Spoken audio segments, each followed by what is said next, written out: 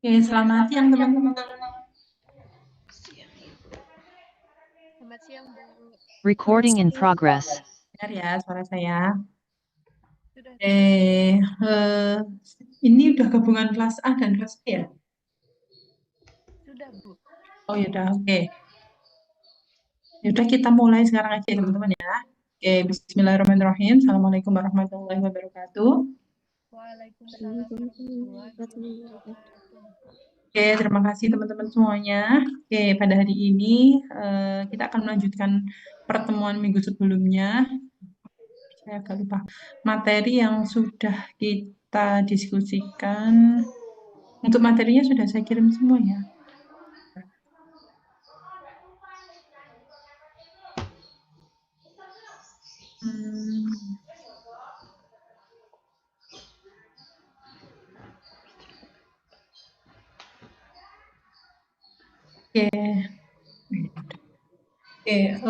Kita akan melanjutkan materi pertemuan sebelumnya.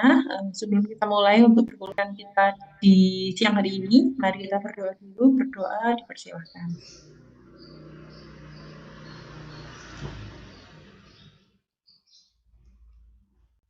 Oke, selesai.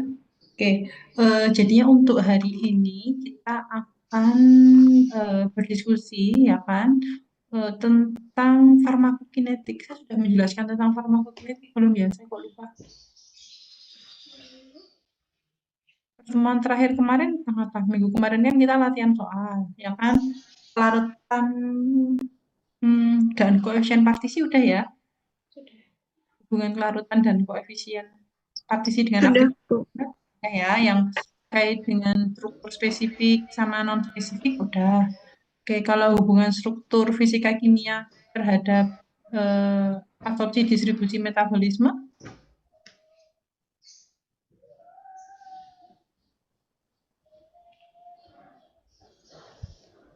belum ya kayaknya ya. Aku lupa ya. Ya belum kayaknya. Udah, sorry. Nah, untuk hari ini saya akan menjelaskan terkait dengan farmakokinetik, ya kan? Karena ini nanti akan berkaitan dengan materi after UTS, ya kan? Karena di after UTS kita nanti akan meramalkan, bukan meramalkan ya, tapi lebih ke arah mengetahui ya, sifat fisika kimia dan nasib obat yang ada di dalam tubuh itu seperti apa. Jadi nanti untuk kuliah hari ini saya akan menjelaskan, kita akan diskusi tentang farmakokinetik, kemudian nanti akan dilanjutkan dengan teman-teman menginstal aplikasi untuk Chemdro-nya kayak gitu. Terus nanti ini kan pertemuan terakhir sebelum Lebaran ya. Nanti setelah Lebaran kita nanti UTS dulu 1 minggu, terus kemudian nanti dilanjutkan ya kan dengan apa namanya pembelajaran dengan menggunakan website atau software Pre-Atmo gitu ya. Oke, saya share screen dulu coba.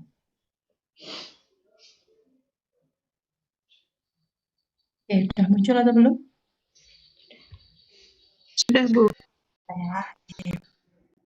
Hari ini kita akan membahas tentang farmakokinetik. Untuk farmakokinetiknya secara umum aja ya. Jadi apa perbedaan antara farmakokinetik dan farmakodinamik? Jadinya kalau farmakokinetik itu seperti nasib obat di dalam tubuh. Jadinya ketika kita mengkonsumsi suatu obat atau suatu senyawa, apa sih yang terjadi di dalam tubuh sampai dia itu bisa keluar, ya kan? Karena apa yang ketika obat kita minum kayak gitu, itu kan nanti akan dirubah menjadi suatu metabolit, nah, di mana metabolit tersebut nanti diekspresikan. Nah, kalau rata-rata ekspresi di dalam tubuh manusia untuk obat itu memang paling banyak itu ada di urin, gitu ya. Jadi otomatis organ yang bekerja itu adalah bagian ginjal. Makanya kenapa kalau orang yang mengkonsumsi misalnya vitamin, ya kan, urinnya jadi kuning ya. Nah, itu menandakan bahwa si vitaminnya itu tadi sudah termetabolisme menjadi metabolit yang dikeluarkan lewat urin. Nah, kan kalau konsumsi obat apa, warna urinnya bisa berubah gitu ya. Oke, nah, sedangkan untuk farmakodinamik di sini, nah, jadi yang farmakokinetik itu adalah nasib obat di dalam tubuh, nah, sedangkan farmakodinamik itu adalah respon suatu senyawa obat. Jadi kalau misalnya seseorang itu sakit, terus kemudian dia responnya itu apa? Efek farmakologinya atau responnya apa? Ya, itu ya. Oh, sehingga dia bisa menimbulkan efek farmakologi, orang tersebut tadi bisa sembuh. Jadi berkaitan dengan hubungan ikatan antara obat dengan reseptor di dalam tubuh manusia. Itu adalah ruang lingkup antara farmakokinetik dan farmakodinamik. Oke, untuk pendahuluan dulu aja. Jadi ada istilah farmakologi, ya kan? Logi tadi logos tadi itu ilmu, ya kan? Farma itu apa juga? Jadi ilmu yang mempelajari tentang nasib atau senyawa obat tersebut, ya kan? Yang mengalami apa namanya proses kimia, ya kan? Ketika dia itu masuk ke dalam tubuh manusia. Nah, mengalami apa aja, ya kan? Jadi yang bisa jadi dia pengikatan molekul regulator atau dia nanti nembak dengan reseptor atau mengalami aktivasi hambatan, ya kan, di dalam tubuh manusia. Nah, apa namanya? Apa yang membedakan antara obat tadi dengan racun, gitu ya? Obat itu racun, ya bisa jadi gitu ya. Yang membedakan itu adalah dosisnya, kan? Kalau bahan tadi bisa dijadikan menjadi obat, obat tadi bisa menghasilkan efek toksik maupun terapeutik. Kapan dia dikatakan toksik? Jika dosisnya, cara penggunaannya itu tidak sesuai, penyimpanannya itu tidak sesuai. Itu jika bisa menyebabkan obat tersebut tadi menjadi toksik, kan? Sedangkan kalau misalnya dosisnya tadi tidak sesuai, penggunaannya tepat, penyimpanannya tepat, nah itu nanti akan menghasilkan efek terapeutik atau efek farmakologi di dalam tubuh manusia. Kan? Nah, kalau misalnya dia menghasilkan efek terapeutik, nah, harapannya nanti dia terapeutik terhadap pasien dan toksik tadi terhadap si bakteri tersebut. Kemudian ada istilah farmakologi medis, yaitu ilmu tentang bahan-bahan yang digunakan untuk mencegah, mendiagnosa, dan mengobati penyakit. Nah, kalau efek samping yang ditimbulkan atau efek apa namanya toksik ya yang ditimbulkan dari obat tersebut itu nanti akan dipelajari dalam bidang ilmu khusus yaitu tentang psikologi. Oke, terus ini konsep dasar obat secara umum ya. Jadinya obat tadi merupakan bahan aktif ya kan atau molekul aktif yang dapat membawa perubahan dalam proses fisiologi tubuh manusia yang digunakan untuk mengobati dan mendiagnosa. Dia bisa digunakan untuk mengobati atau dengan mekanisme tertentu, misalnya apa ya, misalnya dia itu biasanya kan kalau jahe gitu ya. Oh, jahe itu biasanya itu digunakan untuk itu Bu, apa namanya, menghangatkan atau misalnya dia itu untuk mencegah ya kan, atau meningkatkan imunitas. Mekanismenya apa? Oh, ternyata jahe tadi mengandung eugenol, eugenolnya tadi untuk melancarkan peredaran darah. Nah, misalnya seperti itu bentuk mencegahnya. kan kayak misalnya tanaman-tanaman atau misalnya herbal yang biasa digunakan untuk anti kanker, mekanismenya seperti apa? Oh, ternyata mekanismenya tadi yaitu untuk apa namanya mencegah ROS atau reaktif oksigen spesies dari si kanker tersebut. Nah, kayak gitu. Jadi intinya apa namanya obat tadi bisa digunakan untuk mencegah maupun untuk mengobati. Syaratnya dulu yaitu pertama aman. Ya kan, jadinya obat tersebut tadi aman untuk si pasien tersebut apabila digunakan. Jadi dia tidak menimbulkan efek toksik kayak gitu ya. Terus dia aktif dalam menghasilkan efek farmakologi, terus kemudian dapat digunakan oleh si pasien tersebut. Terus bagaimana obat tadi bekerja kayak gitu. Jadi yang suatu senyawa obat dia itu bekerja ada beberapa mekanisme gitu ya. Tapi rata-rata paling banyak itu adalah dia itu berinteraksi dengan reseptor di dalam tubuh manusia. Nah, reseptor itu ada di mana? Ya kan, reseptor itu ada di organ tubuh manusia. Misalnya dia ada di jantung, kemudian dia ada di paru-paru. Tapi kalau misalnya obat tersebut tadi tidak selektif, dia itu bisa nempel ke reseptor yang lain. Contohnya misalnya ketika orang tersebut minum, mungkin ada barangkali ada yang asma gitu ya. Obat asma biasanya itu saya menggunakan itu, misalnya golongan salbutamol, obat salbutamol. Nah, ada orang yang dia itu asma, salbutamol itu kan kayak bronkodilator gitu ya, untuk mendilatasi, untuk melebarkan dari paru-paru tersebut. Ternyata reseptornya dari si salbutamol tadi juga ada di jantung. Nah, jika beberapa orang yang dia itu mengkonsumsi salbutamol, dia itu nanti efeknya ke jantung. Jadinya dia nanti seperti kayak palpitasi. Palpitasi itu apa ya? Jantungnya kayak berdetak kencang kayak gitulah. Itu menandakan bahwa si obatnya tadi tidak selektif, tidak hanya nempel ke reseptor paru-paru, tetapi juga nempel di reseptor jantung. Terus kemudian selain itu yang paling banyak itu juga berdasarkan dari sifat fisika kimianya.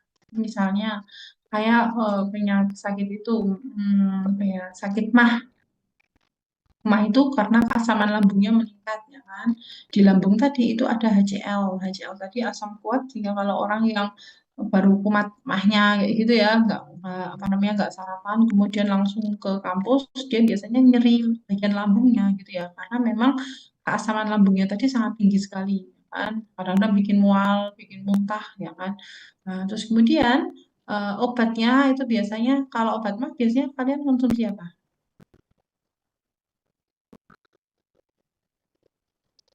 Apa kira-kira kalau kalian mah obat biasanya apa obat yang digunakan untuk Rumah, Bu. nah biasanya Proma ya kan atau Milanta atau apa itu kandungannya apa?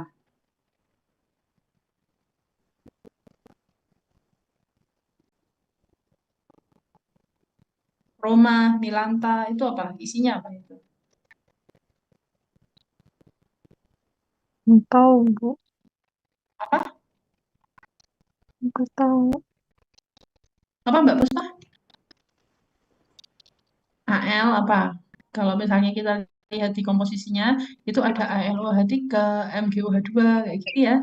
Nah, di mana senyawa-senyawa tersebut itu tadi otomatis dia bersifat basa, ya kan? Jadinya pada beberapa obat juga selain dia harus apa namanya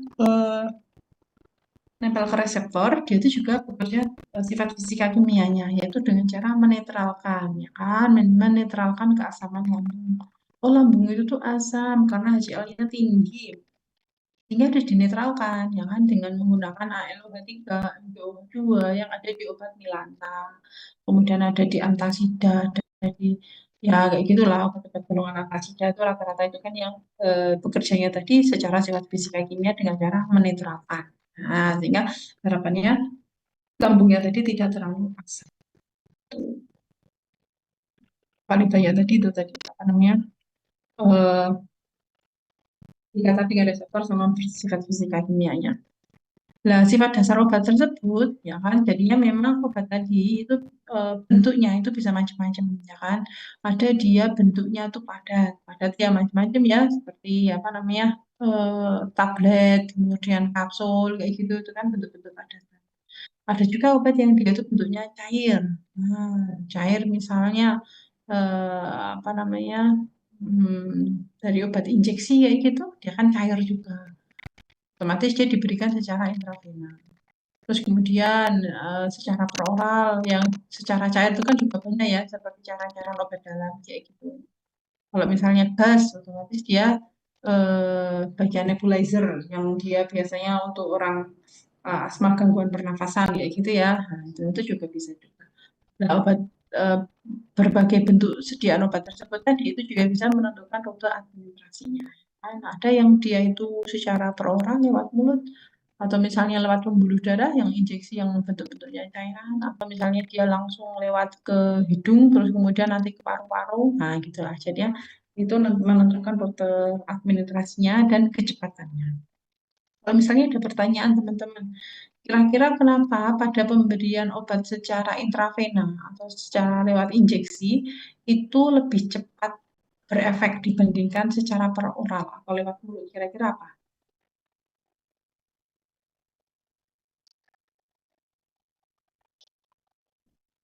Kenapa kira-kira?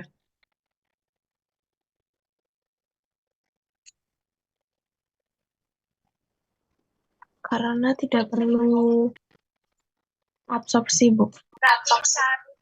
Oke, karena sudah menghemat satu tahapan ya, dia tidak mengalami atau tidak apa namanya melewati ya kan fase pemecahan dari obat tersebut atau fase disintegrasi dulu, tidak mengalami fase disolusi, tidak mengalami fase absorpsi, dia langsung ke distribusi.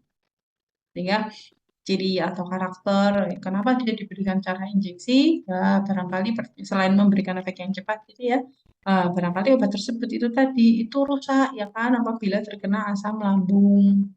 Sehingga wah ini kena asam lambung rusak ini jadinya memang harus dibuat biar nggak lewat lambung makanya dia secara injeksi. Terus kemudian pH obat. Nah, pH obat di sini obat tadi kan sifatnya bisa asam bisa basa ya kan. Dia bisa asam lemah, kemudian dia juga bisa basa lemah. Kalau obat yang asam lemah dia absorpsinya dari mana teman-teman? Sedang yang asam lemah sama basa lemah.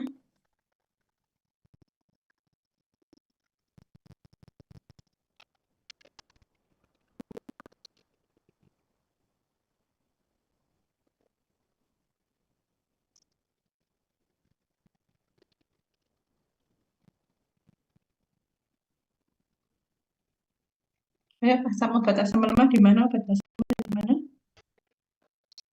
Ada di usus mungkin, Bu. Oke, di usus sama di kalau basa lemah itu di usus, kalau asam lemah di lambung. Oh, di lambung, benar. Karena dia nanti dalam bentuk molekul gitu ya. Obat asam lemah ada dalam bentuk molekul di lambung, sedangkan obat basa lemah ada dalam bentuk molekul di membran, di mukosa ususnya kayak gitu.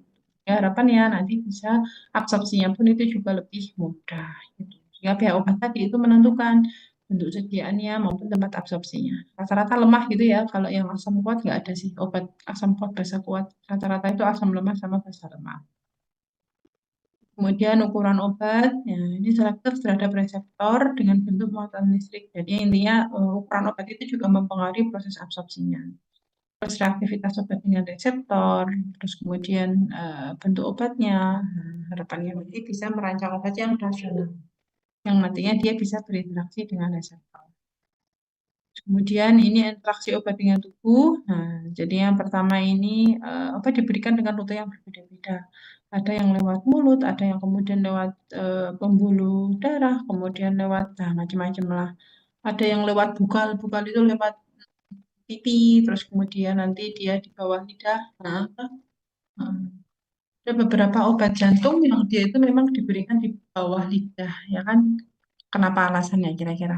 Obat jantung itu kalau misalnya orang yang terkena serangan jantung kayak gitu, misalnya di rumah, apakah keluarganya mau memberikan injeksi? Ya, kalau misalnya pas pembuluh darah, kalau enggak, nah, sudah kena serangan, kemudian suntik, kan kurang etis ya, enggak kok tega kayak gitu ya. Makanya orang yang terkena serangan jantung biasanya dia mempunyai obat tablet kayak gitu, yang dia itu ditaruhkan di bawah lidah. Kenapa kira-kira? Ada apa sih dengan bawah lidah kita? Ini bawah sini ya. Nah, di bawah lidah. terus kayak diemut kayak gitu di bawah lidahnya. Kira-kira kenapa?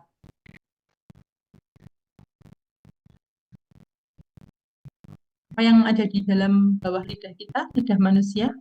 Banyak apanya? Banyak terdapat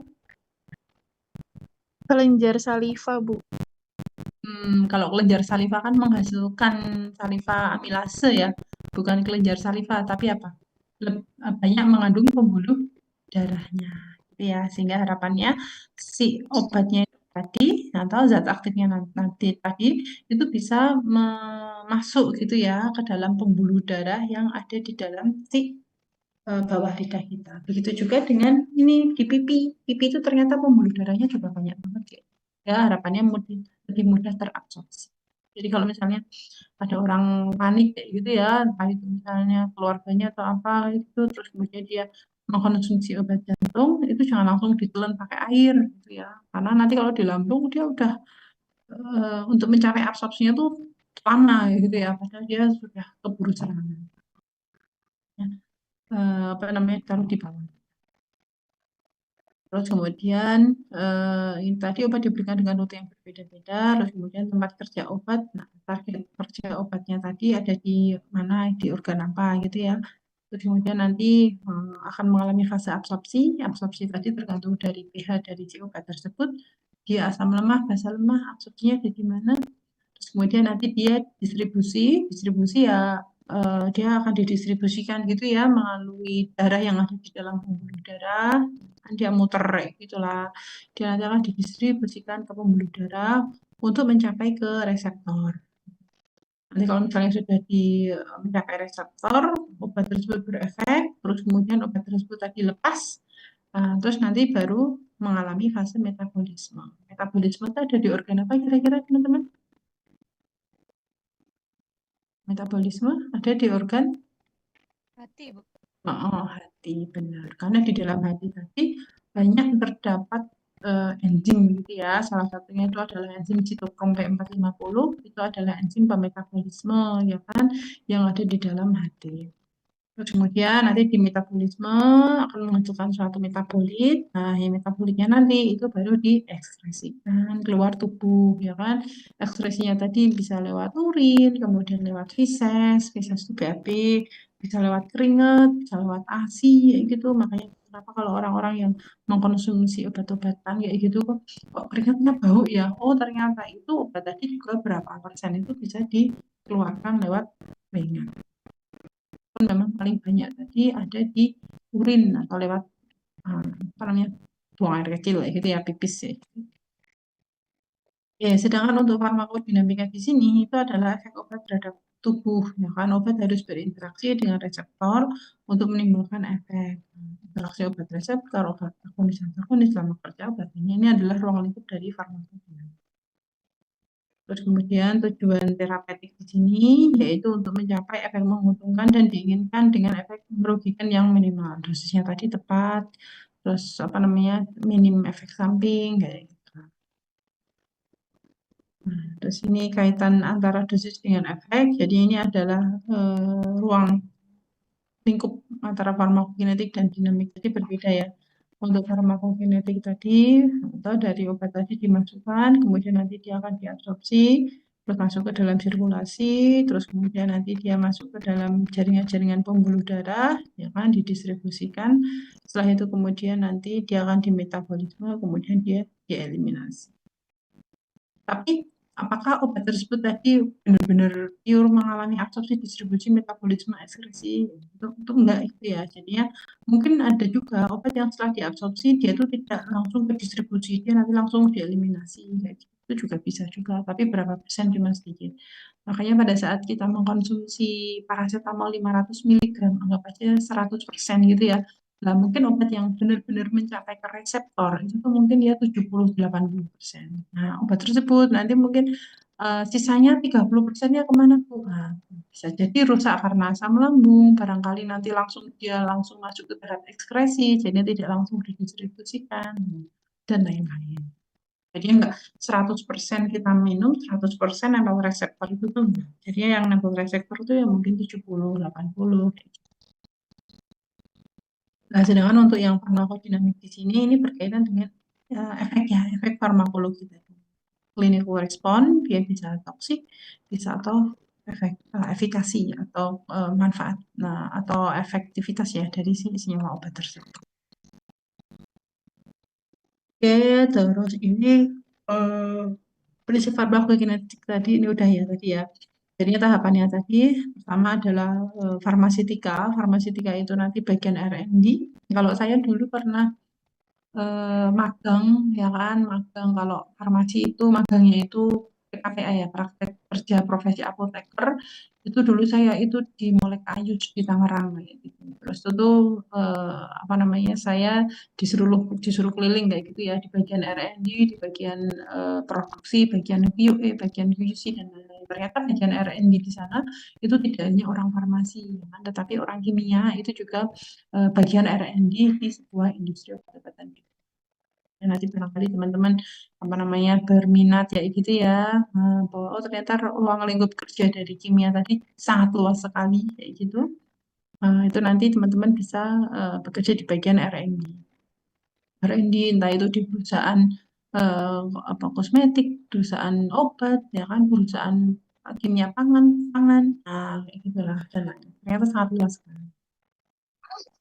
Di sini apa namanya di bagian R&D di sini itu nanti akan apa namanya dirancang gitu ya suatu sediaan, bentuk sediaannya yang cocok tadi apa, terus kemudian cara pembuatan dari obat tersebut, zat tambahan yang digunakan, karena itu nanti akan mempengaruhi dari obat di apa misalnya bahannya kurang sesuai gitu ya, sehingga dia kekerasan yang sangat tinggi sehingga pada saat dia masuk ke lambung obat tersebut tadi tidak pecah. Nah, itu kan menjadi tanda tanya ya. Nanti kita makan obat keluar obat, makan kapsul keluar kapsul, bukan ya, makan tablet keluar tablet. Itu bisa jadi karena kekerasannya tadi sangat tinggi sekali. Obat tersebut disetting di mana kekerasannya itu bagus, ya kan, sehingga pada saat dia didistribusikan ke pelosok-pelosok daerah, dia jatuh mungkin paketannya kayak gitu, dia nggak pecah. Tapi apabila dia masuk ke lambung, ke tubuh manusia, dia nanti bisa pecah.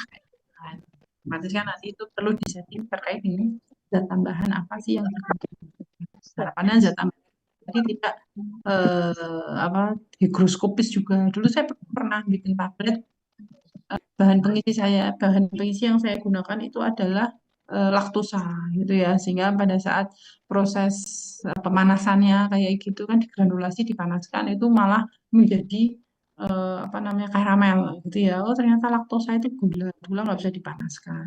Jadi harus itu bukan metode dengan pemanasan, harus menggunakan metode lain kayak gitu. Nah, ini pembuatan obat, terus kemudian nanti biofarmasi, zat aktif lepas atau disolusi. Jadi dari tablet tersebut itu pecah dulu, kemudian zat aktif yang ada di dalam granul-granul tadi itu lepas ke pelarut, itu adalah disolusi. Dan nanti baru mengalami fase absorpsi distribusi itu tadi, terus nanti baru mengalami fase farmakodinamiknya. Ini kayaknya bocor ya, zoom-nya. Suaranya siapa ya? Ini suaranya siapa teman-teman? Udah. Oke. Jadinya farmakokinetik di sini, ya, kan itu efek tubuh terhadap obat atau nasib obat di dalam tubuh manusia. Nah, proses yang dapat merubah farmakokinetik tadi itu adalah clearance. Clearance itu adalah pembersihan obat yang ada di dalam ginjal atau yang ada di dalam tubuh manusia untuk mengetahui apakah ginjal kita itu bagus atau enggak itu dilihat dari clearance ginjal. Kalau misalnya dia bagus, otomatis obat tadi dieliminasi dalam tubuh tadi bagus gitu ya, kemampuan tubuh untuk mengeliminasi obat tadi keluar tubuh itu disebut juga sebagai clearance tersebut. Sehingga ini bisa menjadi parameter kesehatan dari ginjalnya. Oke, untuk absorpsi di sini itu adalah perpindahan obat dari tempat pemberian menuju ke sirkulasi dan targetnya. Jadi yang absorpsi di sini itu yang berarti dia masuk ke dalam pembuluh darah kayak gitu ya. Yang nantinya obat tersebut tadi siap untuk didistribusikan. Nah, berkaitan dengan rute pemberian obat dan mempengaruhi bioavailabilitas obat dalam tubuh. Bioavailabilitas itu adalah kadar ya kan obat yang ada di dalam darah. Nah, itu. Itu bisa mempengaruhi juga. Kalau misalnya dia pemberiannya secara oral, otomatis bioavailabilitas dari obat tersebut tadi itu juga rendah dibandingkan bioavailabilitas apabila obat tersebut tadi digunakan secara intravena atau lewat pembuluh darah. Mungkin kalau bioavailabilitas yang intravena itu bisa mencapai 90%-an, sedangkan untuk yang per oral tadi itu bisa jadi cuma 50%. Nah, ini ada rute pemberian obat tadi, bisa intravaskular, ekstravaskular, macam-macam. Nih, contohnya misalnya tabelnya ini, saya geser dulu. Ini ada IV ya. Dia di intravena di sini dia 100%, ya kan? Sedangkan untuk yang secara oral lewat mulut itu ya 5 sampai 100. Nah, 5 sampai kurang dari 100. Karena ini banyak faktor yang mempengaruhi obat tersebut tadi bisa rusak. Intramuskular lebih rendah lagi, subutan lebih lega. Inhalasi juga iya, rektal juga iya. Ya, jadi intinya pemberian secara intravena tadi itu memang sangat efektif. Jadi kalau misalnya orang yang mengalami nyeri hebat kayak gitu, kemudian dia nanti dibawa ke IGD, di IGD itu jarang banget orang disuruh konsumsi tablet kayak gitu ya. Ini minum dulu tabletnya Bu. Jarang. Rata-rata mereka obatnya tadi ya secara intravena disuntik ya gitu ya. Sehingga nanti nyerinya pun itu juga sangat cepat sekali untuk Oke, terus ini proses absorpsinya macam-macam ya metodenya, ada difusi dalam medium air, difusi lemak, pembawa khusus, endositosis, eksosis, tergantung dari karakteristik dari senyawa yang mau diabsorpsinya. Terus faktor yang mempengaruhi absorpsi ada luas permukaan, kemudian sirkulasi darah, tempat absorpsi, bentuk obat, pH, kelarutan. Ini kelarutan darah juga mempengaruhi ya. Nah, ini adalah faktor-faktor yang mempengaruhi si absorpsi tersebut. Kemudian di sini ada distribusi. Nah, jadinya distribusi tadi itu adalah pendistribusian obat ke sistem peredaran darah menuju tempat kerja. Tempat kerjanya di sini itu maksudnya ya reseptor itu tadi. Nah, di mana reseptor tadi penyusunnya tadi juga termasuk dari golongan protein. Nah, pada saat obat tersebut tadi, obat yang dia itu nempel ke reseptor dan menimbulkan efek itu adalah obat dalam keadaan bebas. Ya, dia itu sendiri, single kayak gitu. Kemudian dia nanti nempel ke reseptornya. Nah, terus kemudian di reseptor tadi bisa timbul efek. Nah, nanti setelah ada ikatannya juga, ikatan antara obat dengan reseptor. Dan ini sifatnya tadi secara reversible. Reversible itu yang berarti nanti dia bisa lepas. Ya. Kemudian nanti dia lepas, terus kemudian nanti masuk ke dalam tahapan metabolisme, diekskresi, hasilnya kadar obat di dalam tubuh kita itu sudah mulai menurun. Kayak gitu. Kemudian siangnya kita minum lagi nih. Nah, nanti kadar obat di dalam tubuh nanti naik lagi. Kayak gitu. Makanya kenapa obat tadi kan pemberiannya 3 kali sehari, 2 kali sehari, bisa juga 1 kali sehari. Gitu ya. Itu tergantung. Itu nanti akan mempengaruhi grafik ya kan. Grafik kadar obat yang ada di dalam tubuh. Pada saat obat tersebut tadi sudah berikatan dengan reseptor, makanya dia kalau dicek bioavailabilitasnya dia nanti naik. Terus kemudian obat tersebut tadi sudah lepas, reseptor nanti dia mulai turun. Nanti bisa naik lagi. Nah, kayak gitu. Itu adalah grafik ya, grafik pada saat kadar obat yang ada di dalam tubuh manusia. Terus ini faktor yang mempengaruhi distribusinya. Jadi yang pertama tadi adalah permeabilitas membran kapiler terhadap molekul obat, terus fungsi kardiovaskuler. Karena ini nanti akan berkaitan dengan kemampuan untuk memompa darah ke seluruh tubuh, ikatan dengan protein plasma, adanya hambatan fisiologi tertentu mempengaruhi terkait dengan tahapan distribusi. Nah, terus selanjutnya ini ada metabolisme. Jadinya metabolisme di sini itu pengubahan bentuk gitu ya. Jadinya pada saat senyawa obat tersebut tadi mengalami proses metabolisme, itu menandakan obat tersebut tadi itu sudah dirubah menjadi produk yang inaktif, ya kan? Kalau inaktif otomatis dia sudah tidak berefek lagi. Jadi metabolisme itu pengubahan dari obat yang awalnya tadi aktif itu nanti menjadi inaktif, ya, karena dia dirubah menjadi bentuk metaboliknya. Dan metaboliknya yang berarti strukturnya pun itu juga pasti sudah berubah. Yang awalnya mungkin di dalam struktur obat tersebut paracetamol gitu ya, itu ada COOH, ada NH-nya. Nah, terus kemudian nanti struktur dari paracetamolnya tadi itu sudah berubah gitu ya. Sehingga kalau sudah berubah, otomatis zat atau produk tersebut tadi itu menjadi aktif atau menjadi tidak berefek masuk. Nah, organ metabolisme utama itu ada di hati. Itu makanya kenapa kita sangat penting sekali menjaga fungsi hati gitu ya. Terus hasil metabolisme obat tadi menjadi kurang aktif ya kan, atau istilahnya tadi menjadi nah, kok bisa inaktif kenapa kayak gitu ya? Karena di dalam metabolisme itu ada beberapa tahapan. Tahapan yang pertama, si obat tersebut tadi itu akan mengalami fase 1. Fase 1 itu adalah mengubah bentuk menjadi lebih polar. Ya, obat yang siap dikeluarkan lewat urin itu biasanya kalau dilihat dari strukturnya dia itu menjadi produk atau zat yang lebih polar gitu ya. Kalau polar itu biasanya ada apanya kira-kira? Ciri khas senyawa polar. Ada gugus apanya kira-kira? Hidroksil. Nah, ada hidroksinya atau ada OH-nya. Bentar ya teman-teman ya.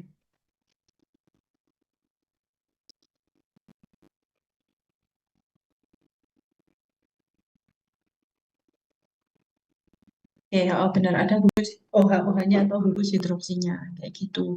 Nah, terus kemudian selanjutnya dia akan mengalami fase 2 ya kan. Fase 2 itu tadi itu nanti akan berkonjugasi ya kan dengan glukuronat maupun dengan sulfonat. Nah, konjugat glukuronat dan konjugat sulfonat tersebut itu juga konjugat yang dia itu apa namanya eh, polar ya, dia itu ada OH-OH-nya juga kayak gitu, sehingga si zat aktifnya itu tadi sudah dia itu pengubahan gugus fungsi, ya kan, ada hidroksinya, kemudian dia ketempelan glukuronat sama sulfonat yang dia itu juga banyak OH-nya, sehingga menyebabkan si zat aktif tersebut tadi itu menjadi sangat polar sekali. Nah, sehingga kalau misalnya dia sudah sangat polar sekali, sehingga dia sudah siap dikeluarkan lewat urin. Nah, karena urin kita itu kan juga polar ya. Buktinya apa kalau urin itu polar kira-kira? Urin kita itu polar. Nah, buktinya apa kalau urin kita itu polar kira-kira? Dia larut air, Bu. Oke. Oh, dia larut dalam air. Jadi kalau misalnya kita apa namanya buang air kecil gitu ya, kemudian kita guyur kayak gitu, kemudian nanti bisa menyatu dengan air. Kan, terus kemudian dia kan nanti langsung terbuangkan gitu ya. Bukan berarti kalau kita guyur pakai air kemudian dia terbentuk 2 lapisan. Nah, itu kan nggak seperti itu ya. Sehingga itu menandakan bahwa si urin tadi itu sifatnya polar. Nah, contohnya misalnya seperti ini. Ini itu, nah ini adalah apa struktur ya kan dari si paracetamol. Nah, struktur si paracetamol tadi ini akan mengalami metabolisme tadi itu dengan cara berkonjugat dengan sulforonat sama glukuronat. Nah, sulfo apa sulforonatnya tadi nah, itu nanti dari OH-nya nanti menjadi SO4 ini ya. Sehingga ini menjadi polar. Sedangkan glukuronatnya, nah, glukuronidanya di sini, ini O glukuronida di sini. Kita bisa lihat struktur di bawahnya sini. Nah, ini kan banyak OH-OH-nya ya. Nah, ini menandakan bahwa si paracetamolnya tadi itu sudah dimetabolisme menjadi bentuk yang lebih polar. Nah, sedangkan ada juga pada kasus apa namanya paracetamol itu ternyata juga beberapa itu akan dimetabolisme itu menjadi satu metabolit ya kan, yaitu metabolit api gitu ya. Dan ini apinya tuh di sini. Ya kenapa orang yang walaupun paracetamol itu murah, tetapi kalau misalnya dikonsumsi secara berlebihan, dia bisa menyebabkan gangguan hepatotoksik. Ya, NAPI di sini itu adalah hepatotoksik gitu ya. Ini adalah toksik yang ada di dalam. Makanya kenapa kalau teman-teman lihat apa beli sanmol kayak gitu, terus kemudian dibuka di bagian label apa tulisan sanmolnya itu tadi ya, indikasi untuk mengurangi demam. Kontraindikasi tidak diperbolehkan dikonsumsi orang-orang yang dia itu mempunyai gangguan hepar. Itu menandakan bahwa si paracetamolnya tadi itu memang tidak harus hati-hati gitu ya pada orang-orang yang dia itu mengalami gangguan fungsi hati. Nah, paracetamol tadi itu juga bisa dimetabolisme menjadi bentuk NAPI di sini dan ini sangat hepatotoksik. Tuh. Ya, NAPI nanti akan covalent binding ya kan. Nah, nanti bisa menyebabkan nekrosis atau kerusakan pada organ hati. Ya, di sini fase absorpsi, terus kemudian nanti di sini ada obat A, obat B. Obat B ya tadi mengalami fase 1 ya kan, pengubahan menjadi gugus OH-OH-nya tadi ya kan aktif. Kemudian nanti di metabolisme, konjugasi, nah, terus kemudian nanti dia dieliminasi. Nah, nanti dia sifatnya tadi awalnya lipofilik, kemudian bisa menjadi profilik karena lebih polar. Oke, terus kemudian ini diekskresikan, jadi obat dieliminasi dalam bentuk metaboliknya atau bentuk yang tidak aktif. Dimana itu oleh ginjal, selain itu juga melewati jalur ekskresi lain gitu ya, melewati keringat, melewati feses, melewati ASI, liur, dan lain-lain. Makanya kenapa orang yang mengalami gangguan fungsi ginjal itu biasanya nanti akan dilakukan penyesuaian dosis. Ya. Karena kalau ada mengalami gangguan ginjal, otomatis dia kan tidak bisa terekstraksi ya. Kayak misalnya ada orang yang mengalami ginjal stadium 1, stadium 2, nah, kayak gitulah. Itu kan posisinya semakin banyak stadium yang akhir, stadium 4 kayak gitu, kemampuan untuk berkemih, kemampuan untuk membuang air kecil itu tadi kan juga semakin sedikit ya. Malah kadang-kadang orang yang mengalami gangguan ginjal itu tidak bisa pipis sama sekali kayak gitu ya. Atau bisa pipis tapi kan volumenya tadi sangat kecil sekali. Sehingga obat tersebut itu nanti takutnya tidak terbuang. Maka padahal harapannya obat tersebut ketika dia itu tidak aktif, dia itu nanti akan dibuang. Kalau nggak segera dibuang ke luar tubuh, itu nanti bisa menyebabkan efek toksik ke tubuh manusia. Ya, pada kasus orang yang mengalami gangguan-gangguan ginjal seperti itu nanti biasanya akan dilakukan penyesuaian dosisnya. Itu dosisnya yang diperkecil, ya kan? Atau kalau enggak, frekuensinya. Orang normal mungkin dia 3 kali sehari, sehingga kalau orang yang mengalami gangguan ginjal, itu mungkin bisa 1 kali sehari. Biar tidak banyak, ya kan? Apa namanya, obat tersebut ada di dalam tubuh. Ini variabel farmakokinetik, ini ada absorpsi, ada clearance, volume distribusi, sama waktu paruh. Waktu paruh kan namanya juga waktu paruh ya.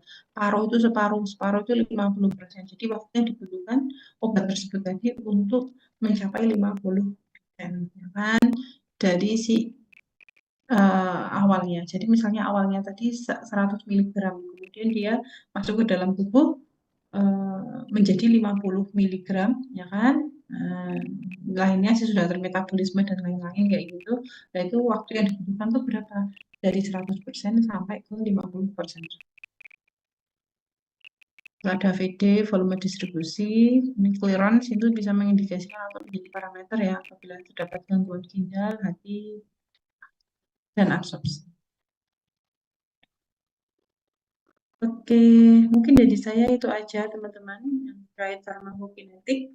Nah, nanti untuk farmakodinamiknya nggak perlu secara detail ya, karena farmakodinamik tadi intinya itu adalah apa namanya, ketika obat tersebut tadi berinteraksi dengan reseptor, kemudian dia bisa menimbulkan efek. Nah, nanti teman-teman apa namanya bisa apa namanya mendownload ya kan dari Cemdro-nya. Nanti kalian cari dulu aja di internet lewat googling kayak gitu aja ya. Nanti kalau misalnya nggak bisa, baru nanti saya kasihkan aja. Sambil saya mencari itunya juga, apa namanya, link untuk downloadnya juga. Soalnya udah lama juga, takutnya nanti apa namanya, cacar hilang nanti. Oke, teman-teman, mungkin ada pertanyaan teman-teman terkait dengan fase farmakokinetik yang kita pelajari hari ini. Nah, nanti untuk farmakokinetik di sini, itu nanti akan dilanjutkan habis UTS ya. Teman-teman nanti bisa memperkirakan, bisa meramalkan suatu senyawa tadi, itu farmakokinetiknya itu seperti apa. Nanti apa namanya senyawanya di sini nanti menggunakan senyawa bahan alam aja ya, senyawa bahan alam. Jadi kalau misalnya teman-teman ingin mengembangkan senyawa bahan alam menjadi suatu produk, nanti bisa diperkirakan nih kira-kira bentuk sediaan yang cocok tuh seperti apa apabila ditinjau dari si fase atau parameter farmakokinetik. Oke, mungkin ada pertanyaan teman-teman sebelum kita akhiri. Untuk kelas A dan kelas B? Nggak ada? Belum ada, Bu.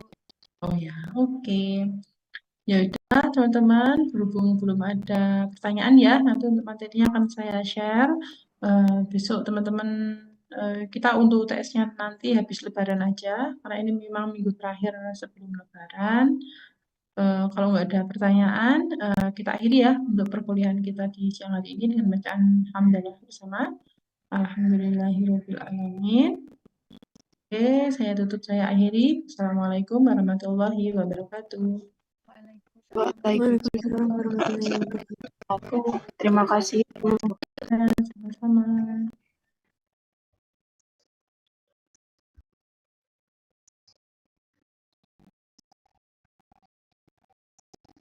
Recording stopped.